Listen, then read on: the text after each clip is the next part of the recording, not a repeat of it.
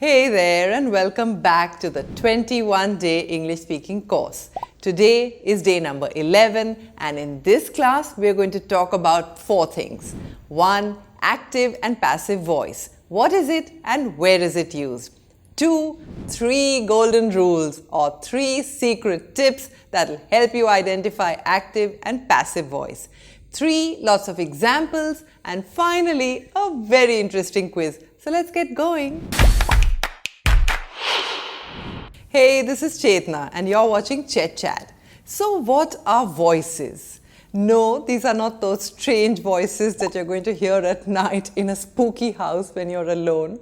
This, in English grammar, voices is the way in which you choose to say something, the voice that you use to express something. For example, you may choose to be strong, direct, concise and to the point by saying, I am watching this video, and that would be your active voice. Alternatively, you may choose to say it in a more neutral or subtle way, as though you're this observer who's standing on the side, this bystander. Then you may say, the video was being watched by her. That is your passive voice. The active voice is more direct, clear and concise. For example, Sally is eating apples. Sally is the subject, eating is the verb and apples is the object. Dogs chase cats. Dogs are the subject, chase is the verb and cats is the object. A verb is said to be in active voice when the subject actively does something. They actually act on the object. For example, she is beating him or he helped me. The active voice tends to use fewer words. The passive voice. Think of the passive voice as someone standing on the side watching what's going on. So this is a neutral bystander who's just watching everything and is thinking about reporting all of these events to a newspaper. For example, apples were eaten by Sally. Cats were chased by dogs. So a verb is said to be in passive form when it receives the action. In the active form, remember, it was the one giving the action. It was actually active and therefore action. But in passive form, it's standing on the side, it is receiving the action. For example, he was getting beaten by her or she was getting helped by him. And now for the 3 golden rules. Rule number 1 is the rule of X. Here's the X. Now think about it.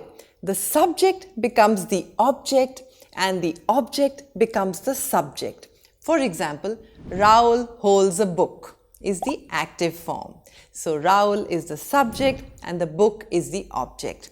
Now when you convert it into passive form, the subject becomes the object. So the book is held by Raoul.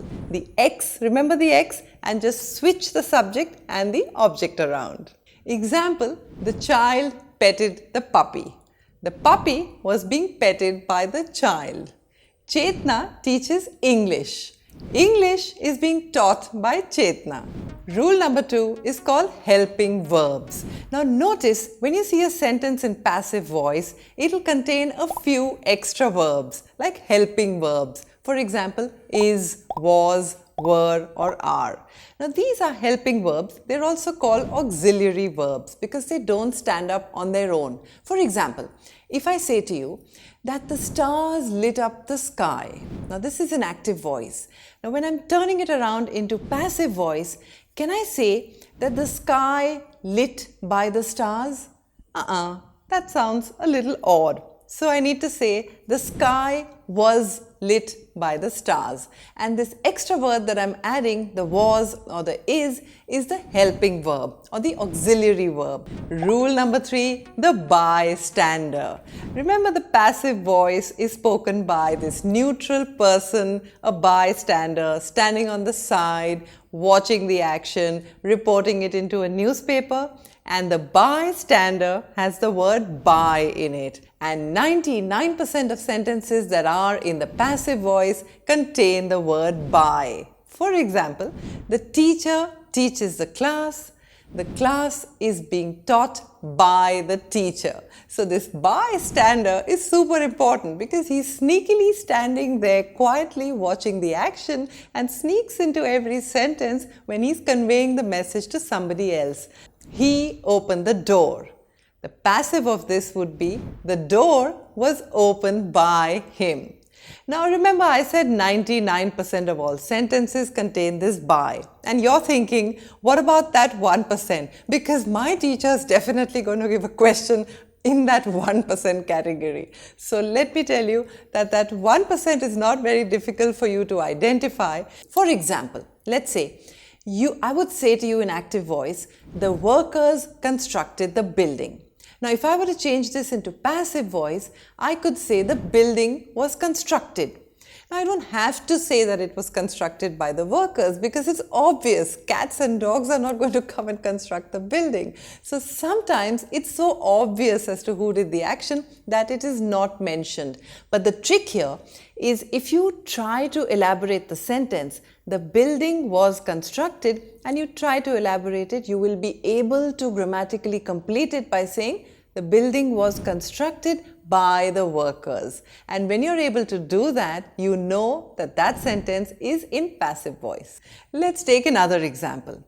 Someone stole my purse. This sentence is in active voice. Hey, by the way, how do you know this is in active voice? Because it's short, crisp, clear, direct. Someone stole my purse. The subject is doing something to the object. The subject stole the purse. Okay, cool. This is an active voice. Now, if I want to make it in passive voice, this bystander who's standing on the side and saying, how do I report this episode of the purse stealing to the newspaper?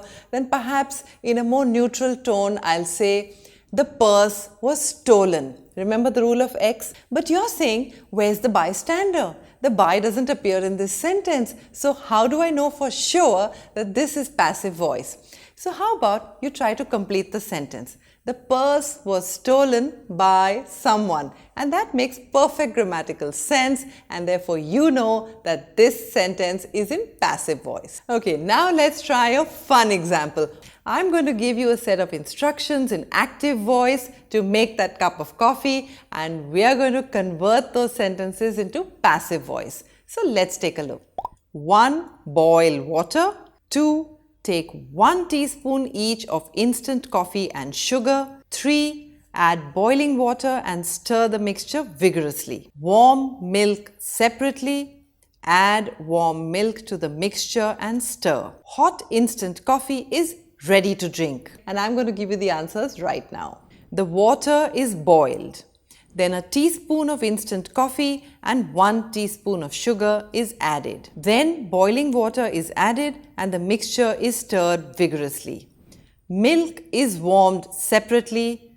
Warm milk is added to the mixture and it is stirred. Hot instant coffee is ready to drink. Okay, I'm sure you did really well on that one, and now it's quiz time. Here are a set of 5 instructions to be followed by a person suffering from common cold. Convert them to passive voice. Avoid cold or chilled products. Make a decoction of 10 mint leaves in a cup of water. Add a teaspoon of honey before drinking it at bedtime. Keep a cut onion by the side of the bed to inhale. Okay, and I hope that helped you to thoroughly understand active and passive voice. This was class number 11 of our 21-day English speaking course, and I strongly urge you to go back and watch the first 10 days if you haven't already. And please press that join button, which is right next to the subscribe button, if you want me to personally check all of your quizzes and give you personal feedback. And in the meantime, happy learning!